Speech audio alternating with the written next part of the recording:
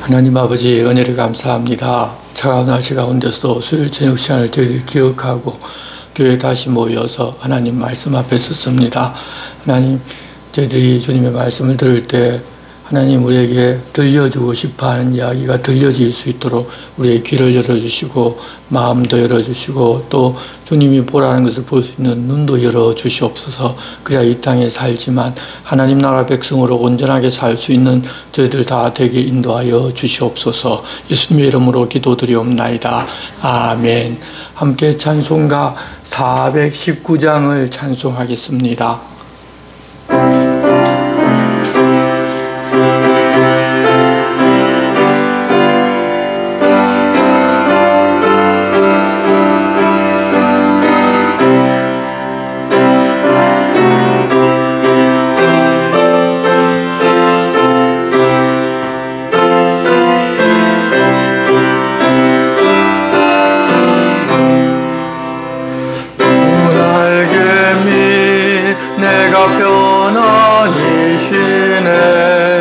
밤 깊고 비바람 불어처럼 아버지께서 날 지켜주시니 거기서 평안히 쉬리로다.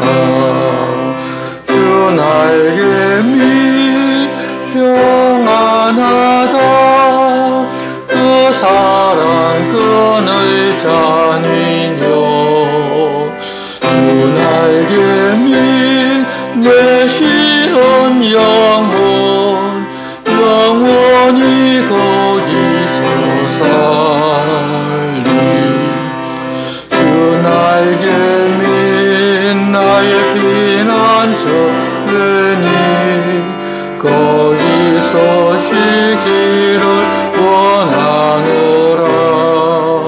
세상이 나를 이루지 못하나 거기서 평화를 누리리라.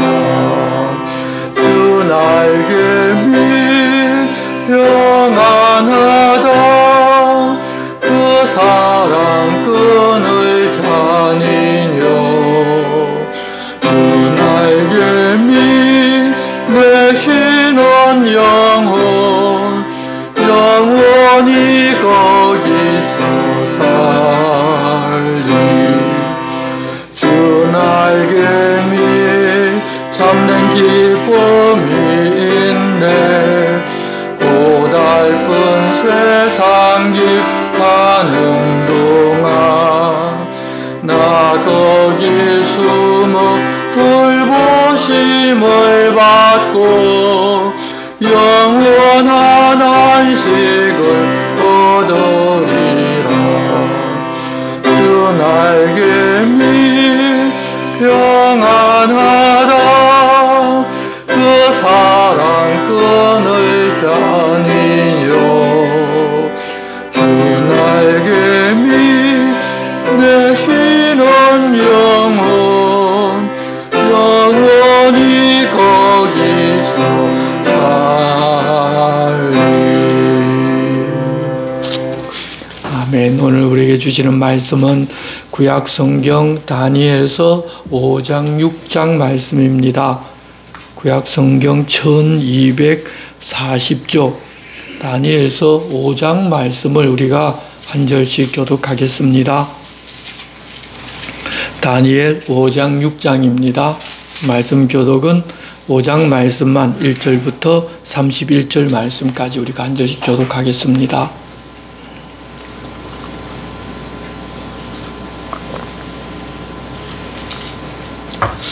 벨사살 왕이 그의 귀족 1000명을 위하여 큰 잔치를 베풀고 그 1000명 앞에서 술을 마시니라.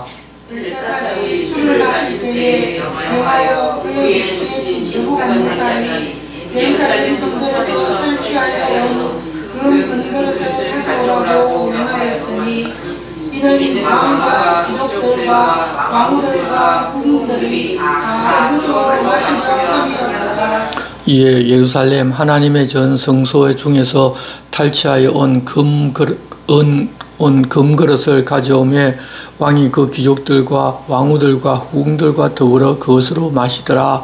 그들이 술을 마시고는 그 금은 뿌리 쇠 나무 돌로 만든 신들을 찬양하니라.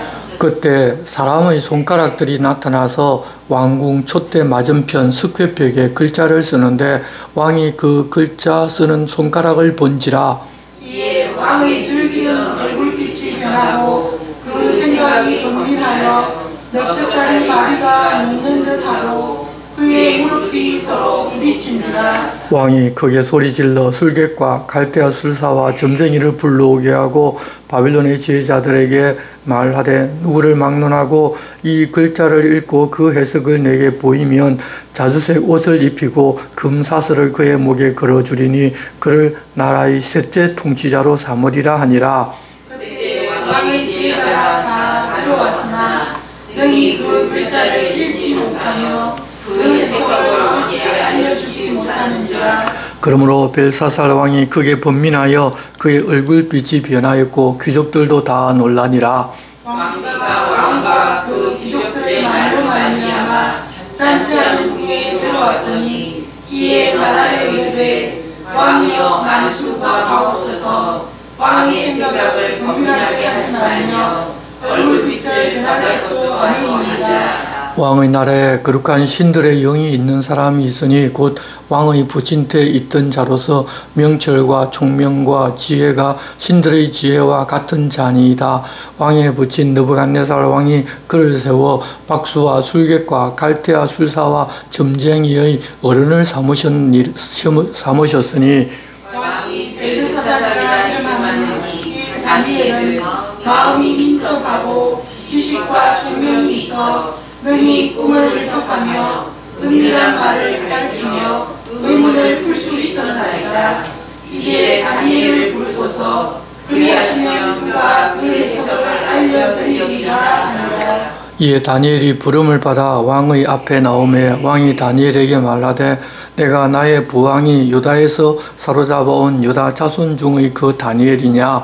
내가 내게 대하여 들은즉 내 안에는 신들의 영이 있으므로 내가 명철과 총명과 이상한 지혜가 있다 하리라. 지금 여러 지혜자와 술객을 내 앞에 불러다가 그들에게 이 글을 읽고 그 해석을 내게 알게 하라 하였으나 그들이 다 그 해석을 내게 보이지 못하였느니라. 내가 내게 대하여 들은즉 너는 해석을 잘하고 의문을 푼다 하더라. 그런즉 이제 내가 이 글을 읽고 그 해석을 내게 알려주며 내게 자주색 옷을 입히고 금사슬을 내 목에 걸어주어 너를 나라의 셋째 통치자로 삼으리라 하니. 다니엘이 왕에게 대답하여 이르되 왕의 예물은 왕이 친히 가지시며 왕의 상급은 다른 사람에게 주옵소서. 그럴지라도 내가 왕을 위하여 이 글을 읽으며 그 해석을 아뢰리이다.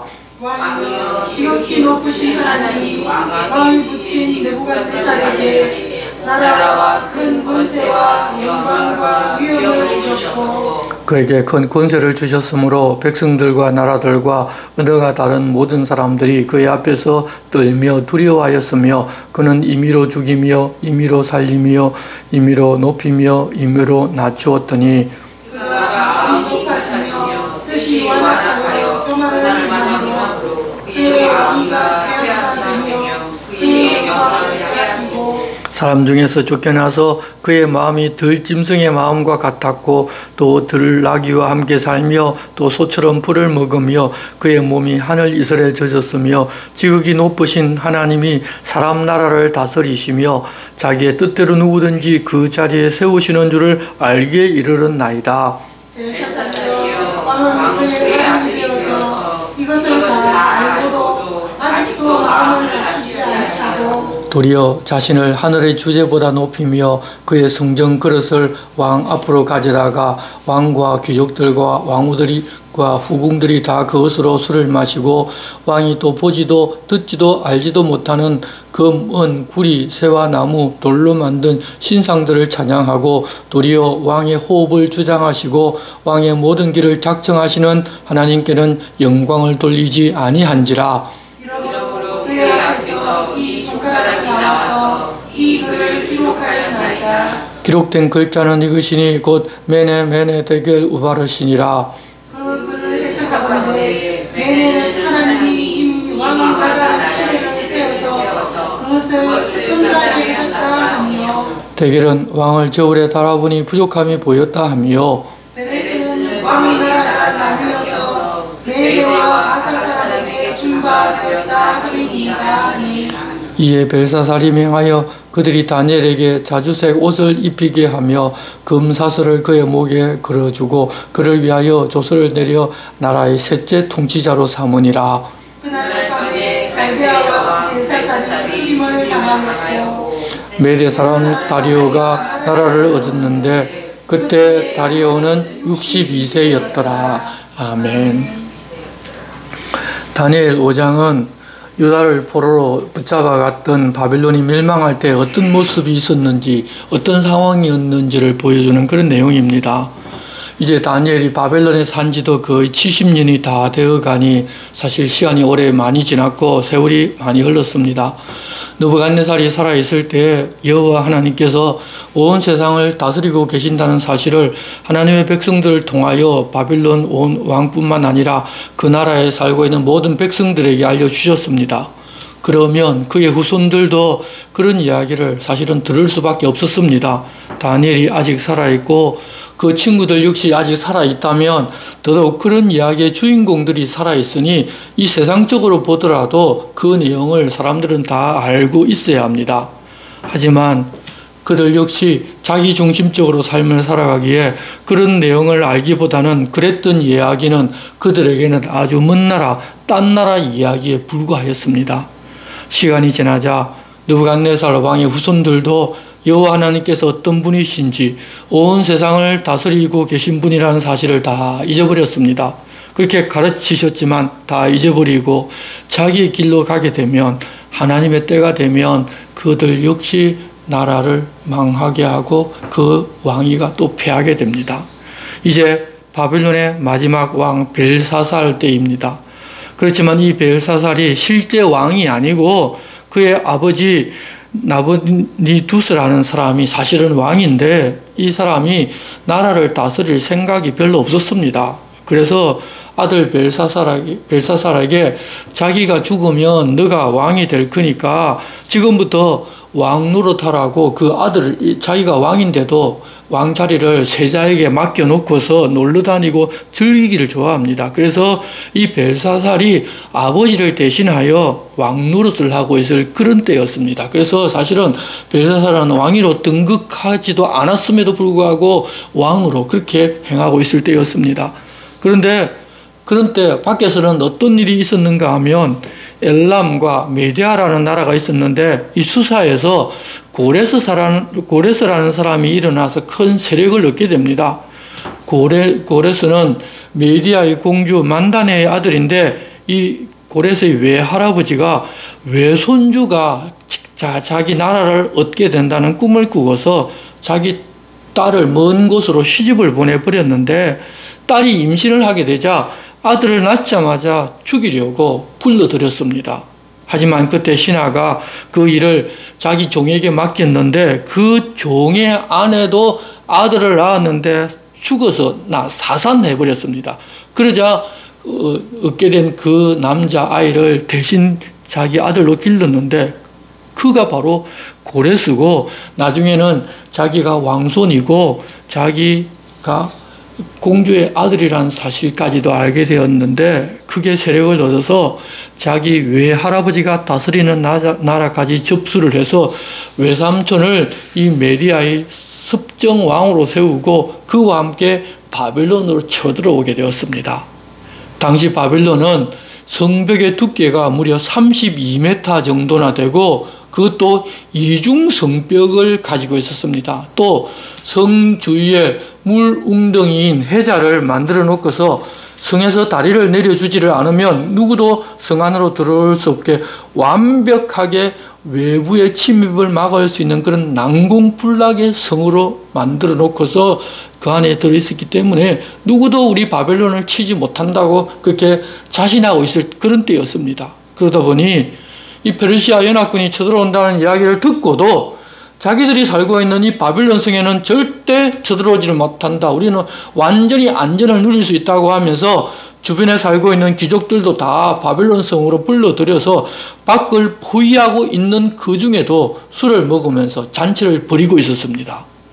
그런데 자기들 땅을 대부분 다 빼앗기고 이제 바빌론 성만 남았는데 그것도 연합군에 지금 포위당하고 있는 상태에서 술 마시고 즐긴다고 하였지만 여러분 사실 별로 흥이 나지를 않습니다. 밖에서는 적군이 외치는 소리가 들리고 자기들은 절대 우리 성 안으로 들어오지를 못한다고 하면서 술을 마시고 있지만 사실 그 기분이 나겠습니까? 그러다 보니 좀 그렇게 흥을 돋구기 위해서 어떤 일을 벌였는가 하면 자기 조상 느부갓네살이 예루살렘에서 빼앗아온 여호와 하나님께 제사 드릴 때 사용하던 금 그릇을 가지고 술을 마셔보자고 그렇게 생각을 하게 됩니다. 여호와 하나님께서 온 세상을 다 다스린다고 자기 조상들에게 알려주셨다는 이야기를 듣기는 들었는데 그러면 어떻게 자기 조상들이 그 하나님을 섬기던 성전을 무너뜨리고 그곳에서 하나님께 제사 드리던 성전 그릇을 빼앗아 올 수가 있겠느냐고 하면서 자기들이 섬기는 신이 더 능력이 있다고 생각했다는 것입니다. 자기 조상들을 통해서 하나님께서 어떤 분이신지를 알려주셨지만 그 후손들에게는 그 사실이 전혀 전해지지를 않았습니다. 그렇기에 절대로 우리 바빌론 성은 무너지지 않는데 쓸데없이 그들이 쳐들어와서 우리 성을 둘러싸고 엉뚱한 고생하고 있으니 우습지 않느냐. 그러니 우리들은 그냥 술이나 마시면서 잔치나 벌여보자고 하고 있었다는 것입니다. 1절부터 보겠습니다. 벨사살 왕이 그의 귀족 1000명을 위하여 큰 잔치를 베풀고 그 1000명 앞에서 술을 마시니라. 벨사살이 술을 마실 때 명하여 그의 부친 느부갓네살이 예루살렘 성전에서 탈취하여 온 금, 은 그릇을 가져오라 명하였으니 이는 왕과 귀족들과 왕후들과 후궁들이 다 그것으로 마시려 함이었더라.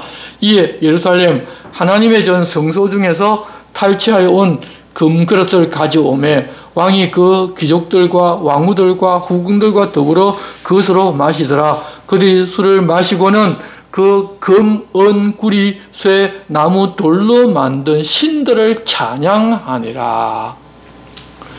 하나님을 우습게 아니 이제 더 이상 그들은 유대인들을 가르칠 만한 그런 역할을 할 그때가 끝났습니다. 그들에게 여호와 하나님께서 어떤 분이시라는 걸 가르치기 위하여 바빌론으로 끌려오게 하셨는데 이 바빌론이 이제 그러지를 않으니 그 역할을 더 이상 못한다는 것입니다. 그래서 이제는 그 나라를 끝장낼 시간이 이제 온 것입니다. 5절 말씀 보시면 그때 사람의 손가락들이 나타나서 왕궁 촛대 맞은편 습계벽에 글자를 쓰는데 왕이 그 글자 쓰는 손가락을 본지라. 이에 왕의 절기던 얼굴빛이 변하고 그 생각이 번민하여 넓적 다리 마디가 녹는 듯하고 그의 무릎이 서로 부딪힌지라. 한참 기분 좋게 자기들 신이 여호와 하나님보다 위대하다고 찬양하며 술 마시고 부어라 마시라 하고 있는데 촛대 맞은편 습궤벽에 손가락이 갑자기 나타나 불꽃을 튀기면서 어떤 글을 써 놓더라는 것입니다. 왕이 깜짝 놀라서 크게 질리고 벌벌 떨게 됩니다. 7절 왕이 크게 소리질러 술객과 갈대아 술사와 점쟁이를 불러오게 하고 바벨론의 지혜자들에게 말하되 누구를 막론하고 이 글자를 읽고 그 해석을 내게 보이면 자주색 옷을 입히고 금사슬을 그의 목에 걸어주리니 그를 나라의 셋째 통치자로 삼으리라 하니라. 그때 왕의 지혜자가 다 들어왔으나 능히 그 글자를 읽지 못하며 그 해석을 왕께 알려주지 못하는지라. 그러므로 벨사살 왕이 크게 번민하여 그의 얼굴빛이 변하였고 귀족들도 다 놀라니라. 그 글을 읽고 그 내용을 알려주면 나라에서 셋째 통치자로 삼는다는 말을 했는데 왜 이런 이야기를 했는가 하면 아직 자기 아버지가 왕이고 자기가 두 번째이기 때문에 사실은 왕 다음으로 최고의 지위를 주겠다는 그런 이야기입니다. 자기가 왕이 되었으면 두 번째 자리를 주겠다고 말을 했겠지만 아직 자기 아버지 왕이 있기 때문에 셋째 자리를 주겠다고 했는데 왕족 아니고서는 최고의 자리를 주겠다고 이야기한 것입니다. 그렇지만 바빌론 지혜자 그 누구도 그거를 읽지도 못하고 해석도 하지 못합니다. 그러니 왕이 더 깜짝 놀라서 벌벌 떨게 됩니다. 그때 10절 왕비가, 이제 왕비라는 것은 이 왕의 어머니를 말합니다. 왕과 그 귀족들의 말로 말미암아 잔치하는 궁에 들어왔더니 이에 말하이르되 왕이여 만수무강하옵소서. 왕의 생각을 번민하게 하지 말며 얼굴빛을 변할 것도 아니니이다. 왕의 날에 거룩한 신들의 영이 있는 사람이 있으니 곧 왕의 부친 때 있던 자로서 명철과 총명과 지혜가 신들의 지혜와 같은 자니이다. 왕의 부친 느부갓네살 왕이 그를 세워 박수와 술객과 갈대 술사와 점쟁이 어른을 삼으셨으니 왕이 벨드사살이라 이름하는 이 다니엘은 마음이 민첩하고 지식과 총명이 있어 능히 꿈을 해석하며 엄밀한 말을 밝히며 의문을 풀 수 있었나이다. 이제 다니엘을 부르소서. 그리야 하시면 그가 그 해석을 알려드리리다 하니라.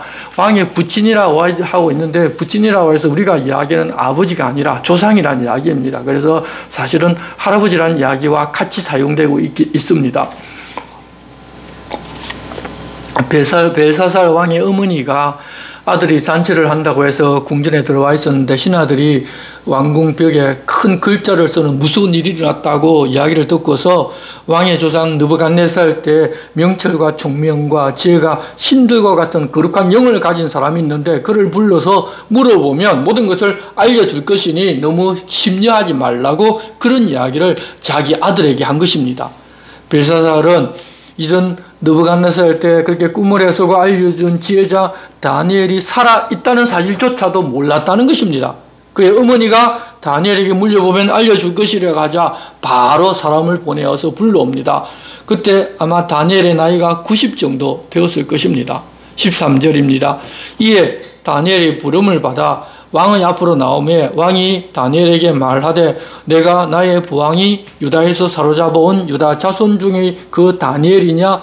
내가 내게 대하여 들은즉 내 안에는 신들의 영이 있으므로 내가 명철과 총명과 비상한 지혜가 있다 하도다. 지금 여러 지혜자와 술객을 내 앞에 불러다가 그들에게 이 글을 읽고 그 해석을 내게 알게 하라 하였으나 그들이 다 그 해석을 내게 보이지 못하였느니라. 내가 내게 대하여 들은즉 너는 해석을 잘하고 의문을 푼다 하도다. 그런즉 이제 네가 이 글을 읽고 그 해석을 내게 알려주면 내게 자주색 옷을 입히고 금사슬을 내 목에 걸어주어 너를 나라의 셋째 통치자로 삼으리라 하니 다니엘이 왕에게 대답하여 이르되 왕의 예물은 왕이 친히 가지시며 왕의 상급은 다른 사람에게 주옵소서. 그럴지라도 내가 왕을 위하여 이 글을 읽으며 그 해석을 아뢰리이다. 여러분 나이가 90이 되었는데 왕이나 귀족들이 입는 귀한 자색 옷을 무슨 소용이 있으며 부귀영화 뭐 금은이 여러분 무슨 소용이 있겠습니까? 예물은 왕이 가지고 상급 셋째 올리는 그 상급은 다른 사람에게 주라고 하면서 그런 것을 주지 않아도 이제 이 글을 읽고 해석을 해주겠다고 합니다.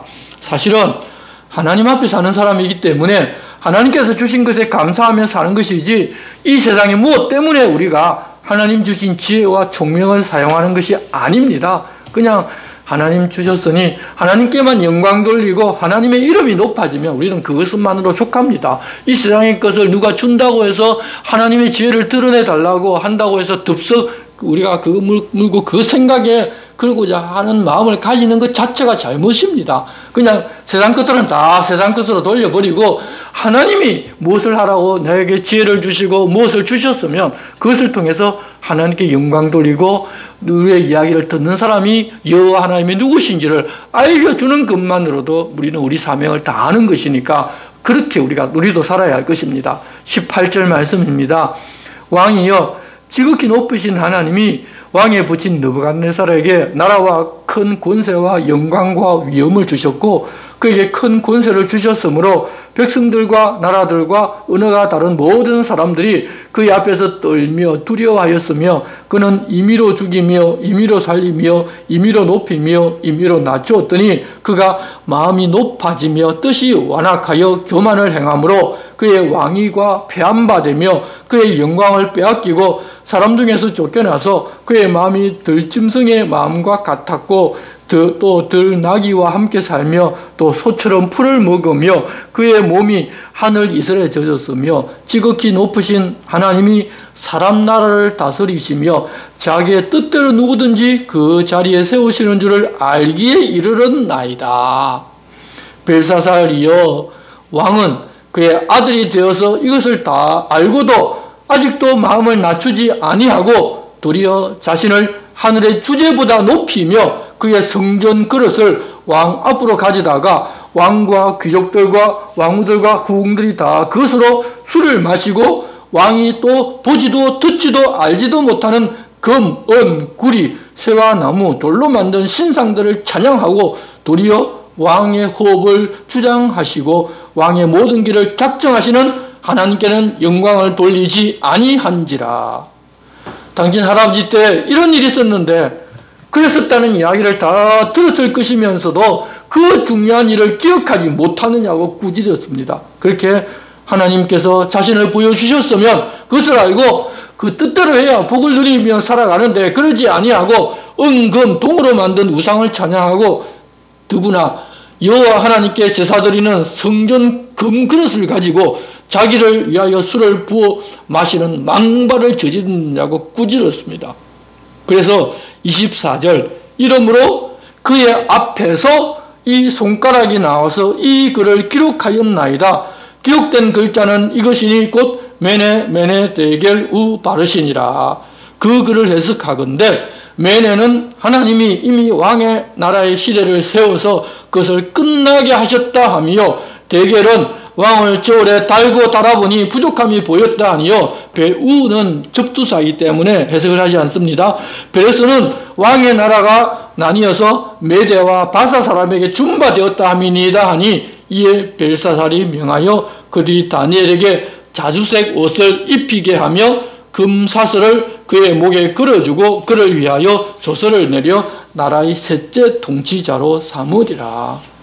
그렇게 해주었지만 그게 다 소용없는 일이 되어버립니다. 바로 그날 밤에 페르시아 군대가 바빌론 성 안으로 밀려 들어와서 벨사살 왕을 죽여버립니다.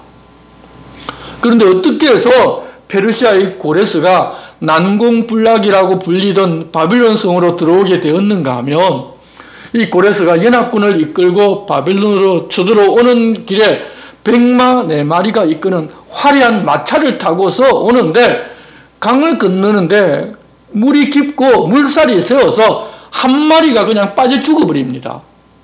자기가 아끼는 말이고 4마리가 끌어야 그 마차가 폼이 나는데 그렇지를 못하니 화가 너무 나서 병사들에게 명령을 내려서 유프라데 강을 여러 갈래로 흩어버려서 여자도 이제부터 치마만 살짝 들어 올리면 발목에 물이 차서 지나갈 수 있게 만들라고 명령을 내려버렸습니다.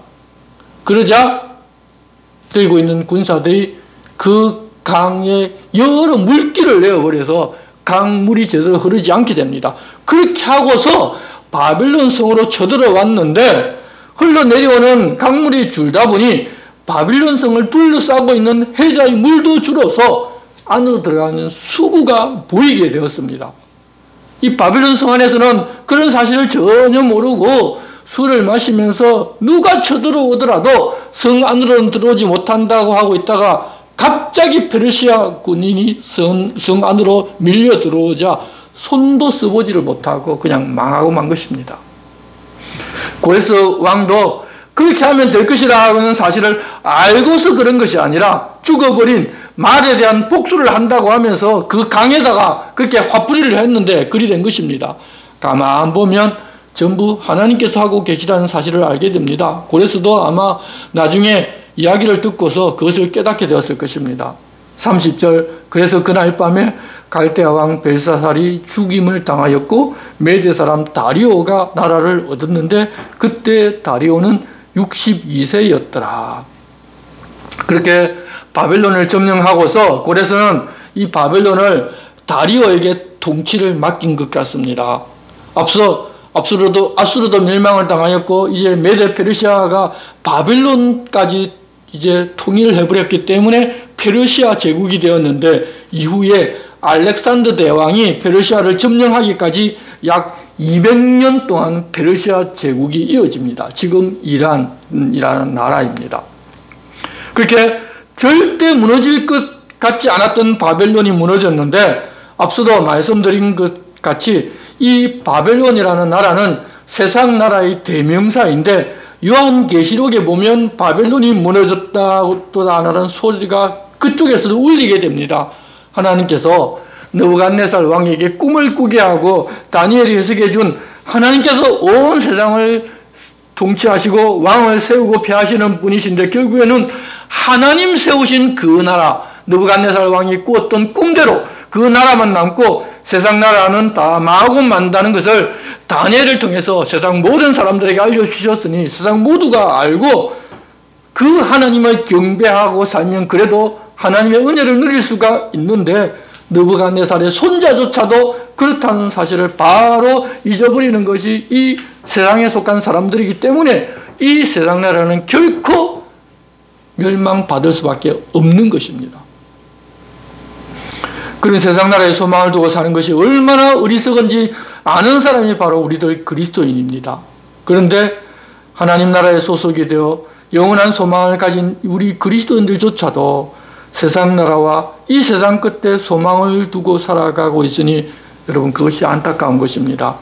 지금은 이 세상 가운데 그리스도인이 살면서 하나님의 영광을 높이며 세상 사람들에게 하나님을 소개하는 시대이기 때문에 하나님 세상을 그냥 두시지만 더 이상 하나님 나라를 소망으로 두고 살아가는 사람이 없을 그때가 되면 하나님께서 이 세상을 더 이상 남겨둘 이유가 없기 때문에 끝을 내어버리시고 그래서 하나님 나라만 남게 하십니다. 그때가 바로 예수님께서 다시 이 땅에 오시는 시기입니다.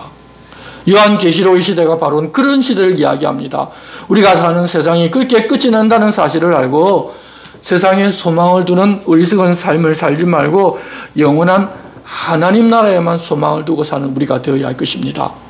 이제 6장은 그렇게 페르시아가 바빌론을 점령한 후에 하나님께서 페르시아에도 여호와 하나님께서 어떤 분이신지를 다니엘을 통하여 알려주시는 내용입니다.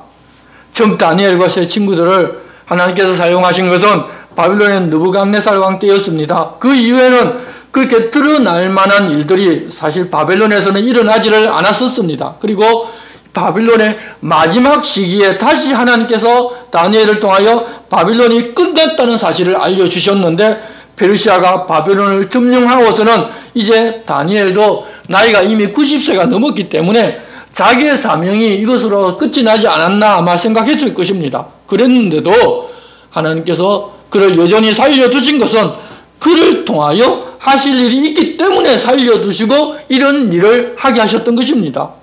우리들도 나이 들어서 하나님을 위하여 아무 일도 할 수 없는 시기인 것처럼 보일 수도 있지만 그럼에도 살아있는 것 자체가 하나님께서 우리에게 맡기신 할 일이 있기 때문에 우리가 살아있다는 사실을 알고서 하나님께서 나를 통하여 지금 어떤 일을 하고 싶어 하시는지를 분별해서 그 뜻대로 행하기를 우리는 쉬지 말아야 할 것입니다. 하나님 데려가시기 전까지 하나님의 사람에게는 사명이 있습니다. 그 사명을 망각하면 안 됩니다. 다들 나이 들면 살아있어도 살아있는 것처럼 하지 않고 그냥 자기 소견에 오른 대로 그냥 자기 욕심만 채우고 살아가는데 하나님의 사람이 살아있다는 것은 하나님께서 이 땅에서 사명을 남겨두었기 때문에 살게 하시는 것입니다. 그래서 우리가 그것을 알고 그 사명대로 살아나가야 합니다. 하나님 부르시는 그날까지 말입니다. 이제 페르시아의 다리오 왕이 자기의 뜻대로 나라를 통치합니다. 6장 1절 말씀 보겠습니다. 다리오가 자기의 뜻대로 고관 120명을 세워 전국을 통치하게 하고 또 그들 위에 총리 셋을 두었으니 다니엘이 그 중에 하나이라. 이는 고관들로 총리에게 자기의 직무를 보고하게 하여 왕에게 손해가 없게 하려 함이었더라.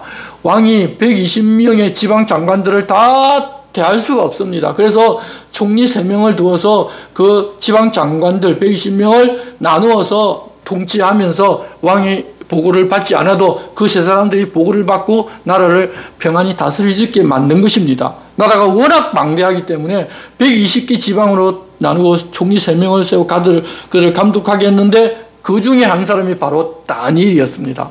그런데 다니엘은 바벨론에 멸망당한 유대인이면서 방금 망한 바벨론의 고위직을 맡았었는데 페르시아에서도 고위직 총리 세 사람 중에 한 사람이 되었다는 것을 사람들이 볼 때 그게 좋아 보이지를 않았습니다. 아마 다니엘을 제외한 총리 2사람은 페르시아 출신이었을 것이고 120명의 지방 장관들 역시 대부분이 페르시아가 다른 나라를 정복하는데 공을 세운 공신이었을 것입니다. 그런데 다니엘이 총리 2사람보다 더 지혜로웠기 때문에 왕이 더 신임을 했을 것입니다. 그래서 세 총리 중에서 최고의 지위를 주고서 다른 2 총리도 다니엘 밑에 두고자 합니다.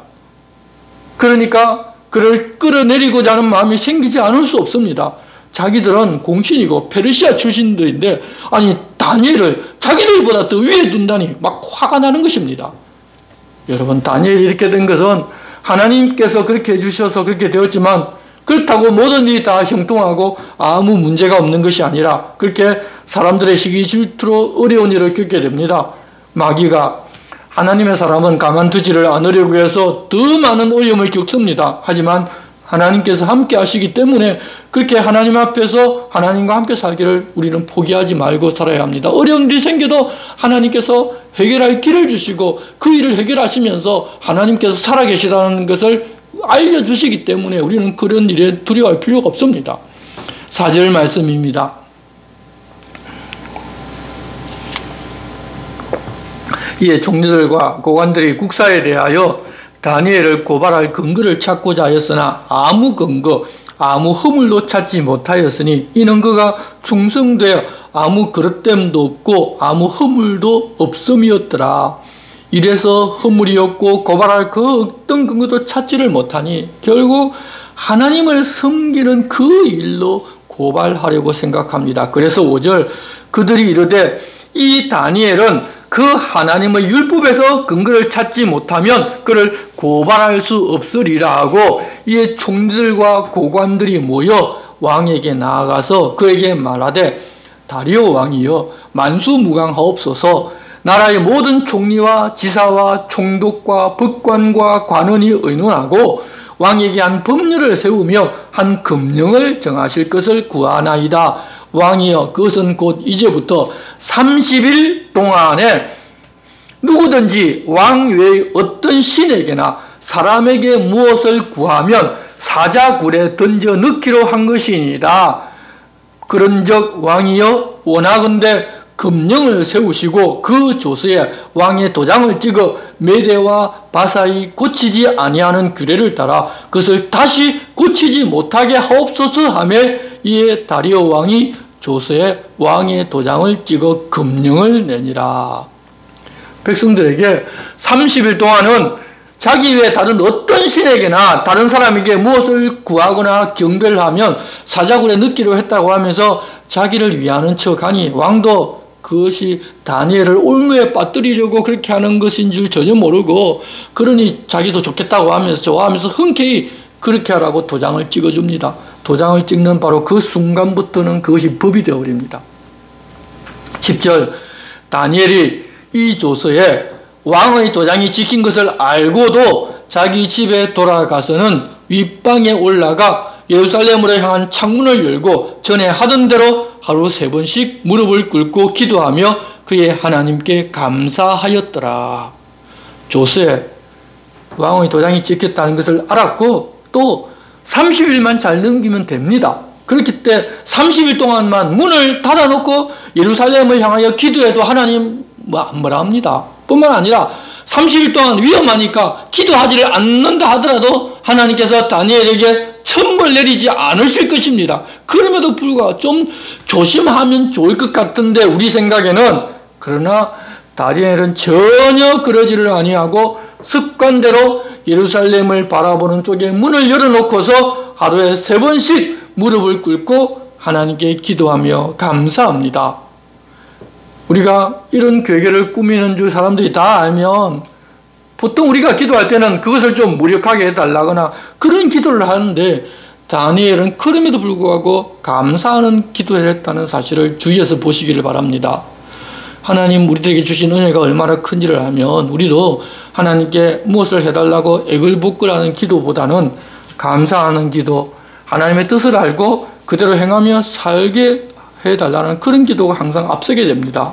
우리는 그런 기도로 계속해서 나아가야 합니다. 물론 우리가 처음 예수 믿을 때는 이것저것 필요한 것 많고 하나님께서 그것 다 해주시고 그 해주시는 분이라는 것을 알려주기 위해서 그런 거 구할 때 다 들어주십니다. 그러나 신앙의 연륜이 차고 오래되었는데도 계속 그곳에 머물러 있으면 안 됩니다. 하나님이 한두 번 기도해서 그런 하나님이 알았으면 그 하나님이 내게 주신 것이 무엇인지 알고 감사하며 살 수 있어야 되는데, 우리는 거물이 딸처럼 다오 그 이야기 외에는 하나님께 하는 게 별로 없습니다. 여러분, 그래서는 바른 신앙인의 삶, 하나님 기뻐하시는 삶을 우리가 살아갈 수가 없습니다. 항상 뭐가 부족해서 다른 사람도 잘 사는데도 불구하고 나보다 더 잘 사는 사람을 보면서 그 사람처럼 되게 해달라고, 또 그 사람처럼 되게 해주면 또 그 위에를 보고서 또 내게 모질한다고, 적다고, 또 더 달라고 하는 그런 신앙생활이 그리스도에 있다면 여러분, 하나님 보시기 얼마나 안타까우시겠습니까? 우리는 그래서는 안 됩니다. 무리들이 다니엘이 그렇게 하는 것을 다 알고서 고발하고자 그런 법령을 만들었으니 지켜보고 있는데, 혹시나 문을 닫고 한다든지 하면 어떨거나 아마 걱정했을 건데, 다니엘이 너무도 수월하게 그 모습을 그대로 다 보여줍니다. 여러분, 그럼 다니엘의 입장은 그러고 싶으면 그러라는 것입니다. 나이 90이 넘었는데 여러분이 무엇이 겁나겠습니까? 그냥 하나님 앞에서 살고자 하는 그 다니엘의 마음이 보입니다. 그래서 11절,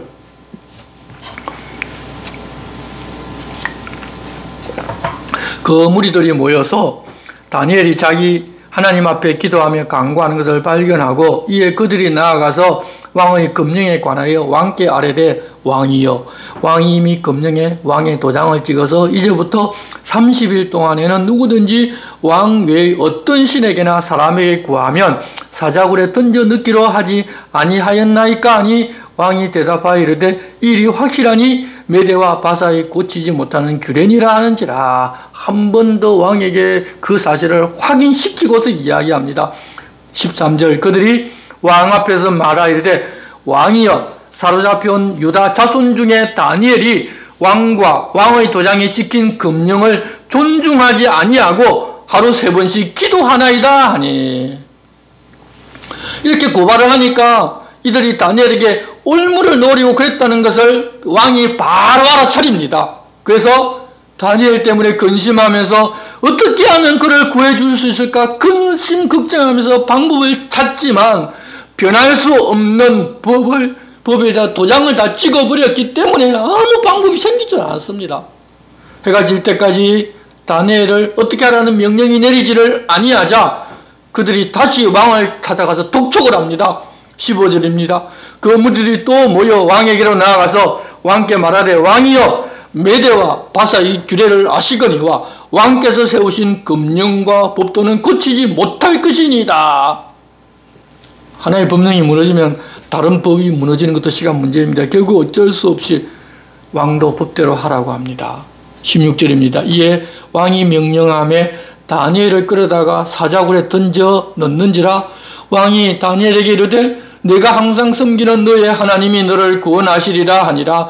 이에 돌을 굴려다가 굴 어기를 막음에 왕이 그의 도장들과 귀족들의 도장으로 봉하였으니 이는 다니엘에 대한 조치를 고치지 못하게 하려 함이었더라. 왕이 궁에 돌아가서는 밤이 새도록 금식하고 그 앞에 오락을 그치고 잠자기를 마다하니라. 왕도 나이가 60세가 넘었고 다니엘도 90세가 넘었는데도 불구하고 죄로 경건하게 살고 있다는 것 여러분 왕이 다 알고 있지 않습니까? 그럼에도 법이기 때문에 그럴 수 없지만 내가 항상 섬기는 너희 하나님이 너를 구원하실 것이라고 기대하면서 결국 사자굴에 집어넣고 왕과 그렇게 해야 한다는 귀족들의 도장을 다 찍어서 다른 어떤 사람이 혹시 몰래 그 문을 열고서 다니엘을 빼돌리지 못하게까지 합니다. 그리고 밤새 왕은 금식하면서 오락을 거치고 그렇게 충성스럽게 지혜로 자기를 보좌하고 있는 다니엘 때문에 마음 아파하고 잠시도 잠을 자지를 아니합니다. 왕이면서 자기 신하를 위해서 이러는 것을 보면 다니엘이 얼마나 신실했는가를 우리는 알 수 있습니다. 우리도 세상 일을 하면서 이렇게 신실하게 우리를 고용하는 사람들이 정말 우리 때문에 눈물 흘리면서 안타까워할 수 있는 그런 사람으로 우리가 일을 하며 살아야 합니다. 예수 믿는다고 하면서 그러지를 아니하고 그저 뭐 교회에서 뭘 한다면 회사 재산을 가지고 그걸 교회 쓴다고 너무 자랑스럽게 생각하고 그런 일이 있으면 안 됩니다. 여러분 회사에 다닌 사람은 회사에 신실하면서 신실한 중에서 내가 여호와 하나님을 섬기는 사람이라는 것을 그들도 알고 하나님 믿는 사람이기 때문에 저렇게 신실하구나 누구나 다 인정받을 수 있는 삶을 우리가 다 살아가야 합니다. 그러다가 날이 새니까 바로 다니엘이 있는 사자굴로 달려가서 죽었을 줄로 알지만 혹시나 살아있을까 기대하면서 20절 다니엘이 든 굴에 가까이 이르러서는 슬피 소리질러 다니엘에게 묻되 살아계시는 하나님의 종 다니엘아 내가 항상 섬기는 내 하나님이 사자들에게서 능히 너를 구원하셨느냐 하니라. 21절입니다. 다니엘이 왕에게 하리되 왕이여 원하건대 왕은 만수무강하옵소서 나의 하나님이 이미 그의 천사를 보내어 사자들의 입을 봉하셨으므로 사자들이 나를 상해하지 못하였사오니 이는 나의 무죄함이 그 앞에 명백함이 오며 또 왕이여 나는 왕에게도 해를 끼치지 아니하였나 하니라. 왕이 심히 기뻐서 명하여 다니엘을 굴에서 올리라 하며 그들이 다니엘을 굴에서 올린즉 그의 몸이 조금도 상하지 아니하였으니 이는 그가 자기의 하나님을 믿음이었더라. 하나님을 믿었기 때문에 하나님께서 이렇게 해주셨다는 것입니다.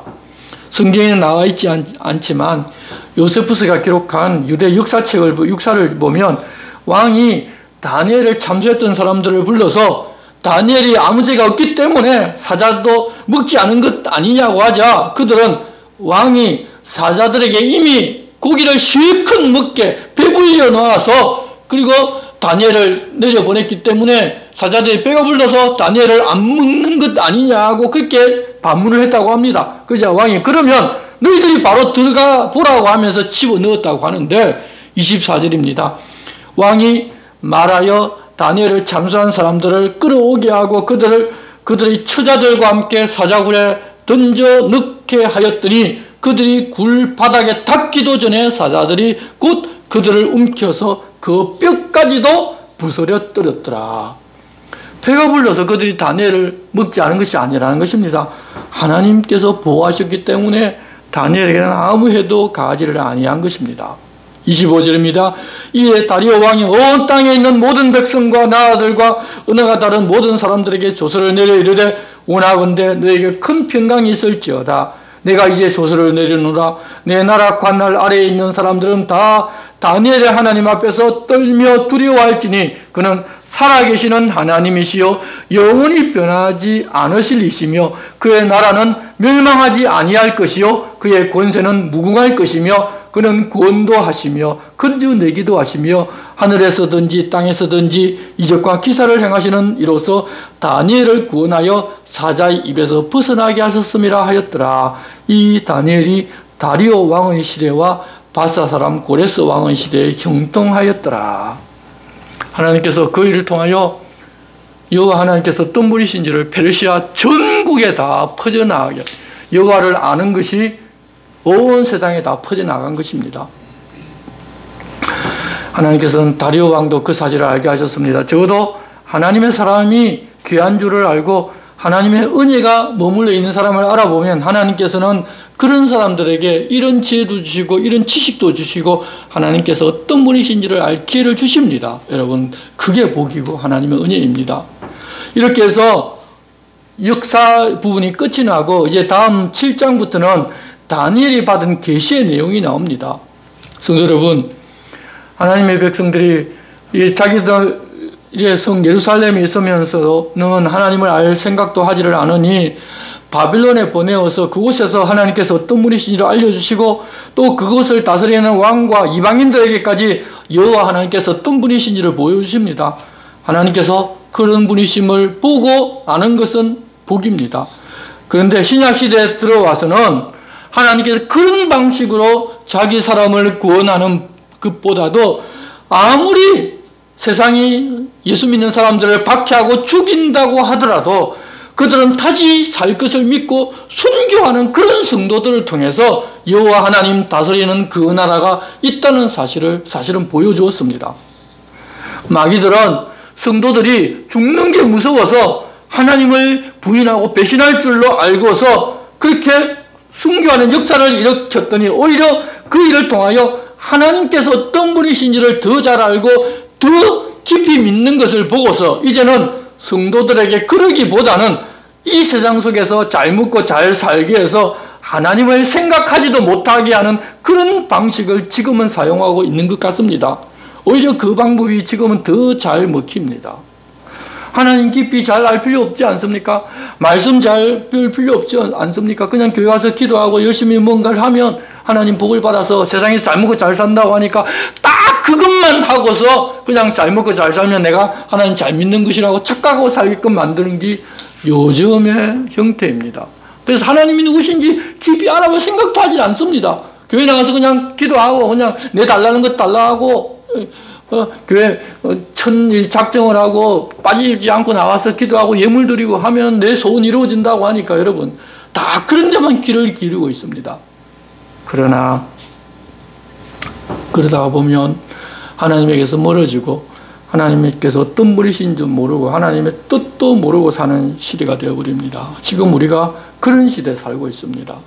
다시 우리들은 하나님 중심으로 하나님 뜻을 알고 하나님이 어떤 분이신지도 알아서 어떻게 하면 하나님을 기쁘시게 할 수 있는지 생각하며 바르게 이제는 신앙생활을 해나갑시다. 하나님을 믿으면 그런 상황에서도 구해주실 뿐만 아니라 그런 상황에서 구원해 주지를 않으실지라도 하나님을 믿고 그 영원한 나라를 위해 죽을 수 있는 사람으로 우리들을 인도해 가시면서 하나님께서는 우리들을 하나님의 사람으로 부족함 없이 만들어 가실 것입니다. 이렇게 우리는 이제 더 이상 어떤 세상의 문제 해결을 바라보고 사는 사람이 아니라 모두가 다 영원한 생명을 우리에게 주시고 영원한 나라 하늘나라를 우리에게 주신 그 주님만을 바라보며 그것을 기뻐하고 감사하며 살아가는 우리가 됩시다. 주님 그렇게 살자고 우리에게 부탁하십니다. 기도하겠습니다. 하나님 아버지, 다니엘을 통하여 하나님께서 어떤 분이신지를 알려주려고 일하시는 것을 보았습니다. 하나님의 사람인 저희들을 통해서도 늘 그렇게 세상 사람들에게 하나님께서 어떤 분이신지를 알려주려고 일하고 계시다는 것을 알고 하나님 앞에서 하나님의 뜻대로 살며 우리의 삶으로 하나님을 보여주는 성도의 삶을 살아가는 저희들 될 수 있게 도와주시옵소서. 예수님의 이름으로 기도드리옵나이다. 아멘. 이제 우리 함께 찬송가 435장을 찬송하겠습니다.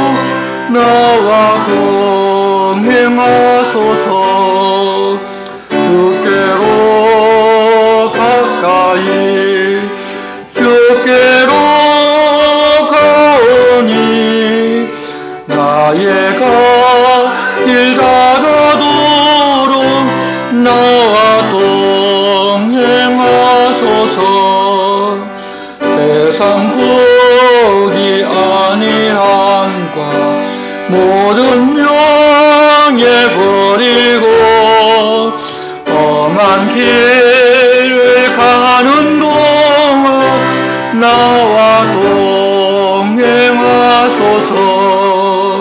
주께로 가까이 주께로 가오니 나의 갈 길 다가도록 나와 동행하소서.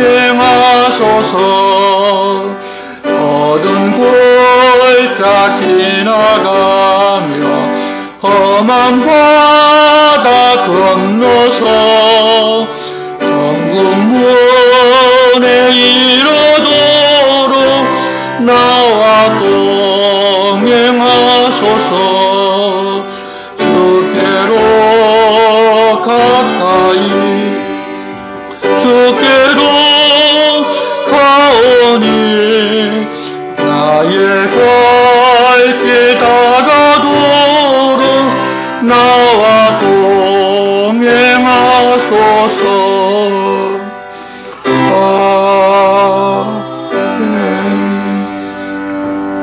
주님 가르쳐주신 기도를 드리겠습니다.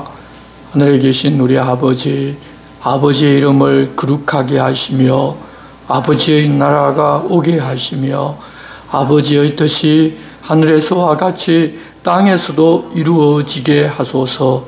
오늘 우리에게 일용할 양식을 주시고 우리가 우리에게 잘못한 사람을 용서하여 준 것 같이 우리 죄를 용서하여 주시고 우리를 시험에 빠지지 않게 하시고 악에서 구하소서. 나라와 권능과 영광이 영원히 아버지의 것입니다.